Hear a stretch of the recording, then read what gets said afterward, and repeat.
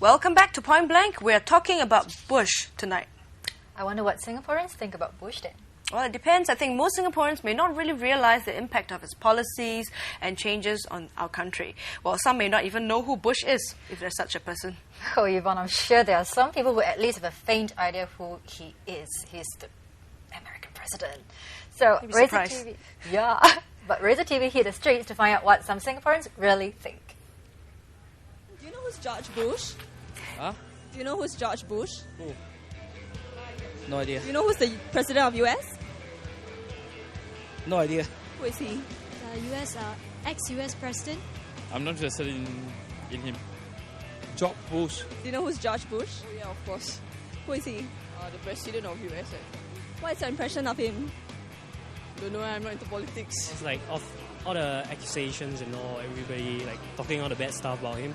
Yeah. What kind of bad stuff? Like say he's like waging war against other countries, all the Middle Eastern countries, like saying he wants the oil from them and he wants to take over everything, so that he has the world power and all. Yeah, that's the impression I get. He could do certain things a lot better. Like what? Everything. Yeah, I don't like him. To be honest, I don't like him. Why not? For some apparent reason, he sends US troops to Iraq and caused a lot of problems down there. Yeah. I think he should concentrate on developing, like helping out his own people, like that. Americans don't have MediSave like Singaporeans do. He's quite a good president. In fact, right? I been manage the people well. He's quite good in handling the country. Do you think US policy is going to affect Singaporeans? Yes, definitely. The US dollar, the economy down there concerns Every country us. in the world be affected. I think the stocks, the oil, that has affected. 他做的东西对新加坡人有没有影响？影响啊，应该是影响不大了。Oh, There's a very little sense of the fact that what Bush does far away in US has any ramifications on Singapore. But the truth is actually much further away from that, don't you think? Well, certainly, I think given the size of the United States, the fact that it is the world's largest economy, and given the fact that it is, after all, a global power, if you will, or what the French call a hyperpower, I think no region in the world can get away from that fact. When you've got a 800-pound gorilla sitting there, even if that gorilla weren't doing anything in particular, you'd still feel the influence and what have you. So I think in that sense, Singapore clearly, given the nature of the world economy today, that is interlinked. When the United States sneezes, I think Singapore and the rest of Asia would feel the effects. Mm-hmm. Repercussions, eh? Yeah, that's right. But you were mentioning that you view Bush in a more positive light when it comes to the effects on Asia, on Southeast Asia, on the ASEAN. So how has his modifications on his foreign policies impacted Southeast Asia, for instance?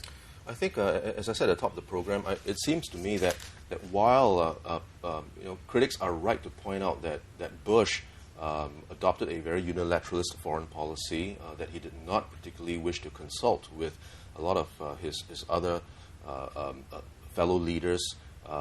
Certainly the neoconservative element and so-called neocon element of the first Bush administration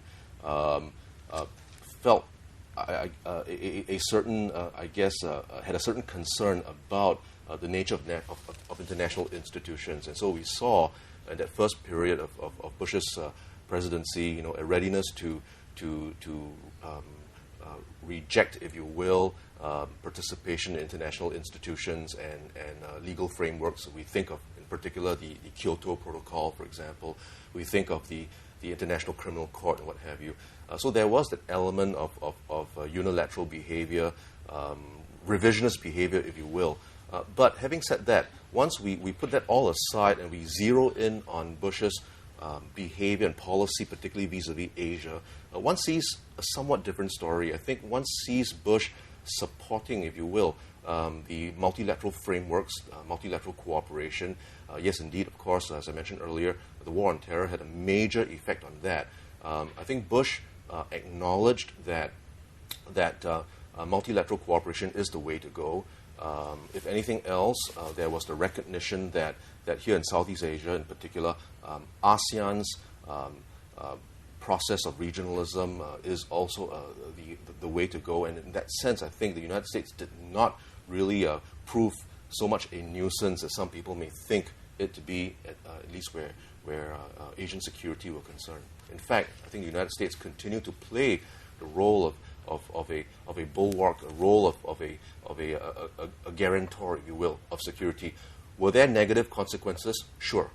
You can't get away from the fact that the United States, because of some of the things that it's done in other parts of the world, particularly Iraq, has become a lightning rod, if you will, attracting a lot of very negative attention.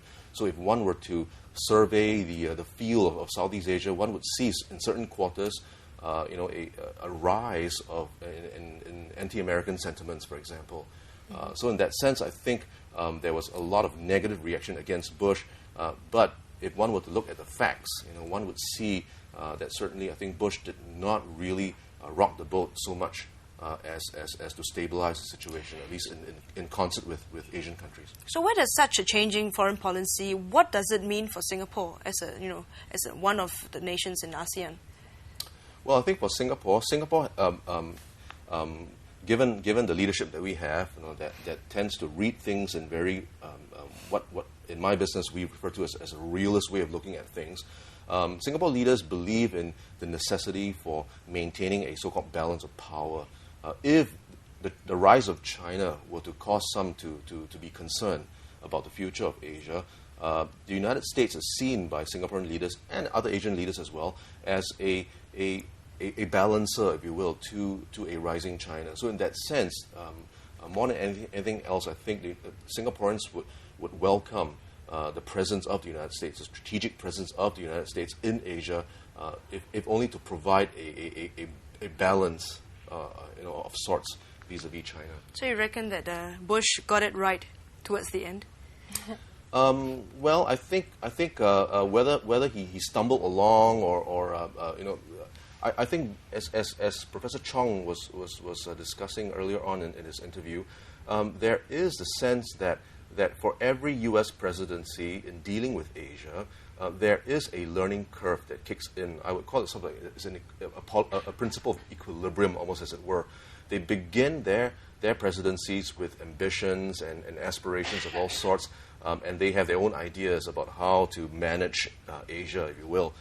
But at the end of the day, you see, a kind of balancing out of policy, and if one were to compare the policies and practices of Republicans as well as Democrat presidencies, one would see a sort of evening out, and almost it's deja vu all over again. After 2-3 years, the learning curve kicks in.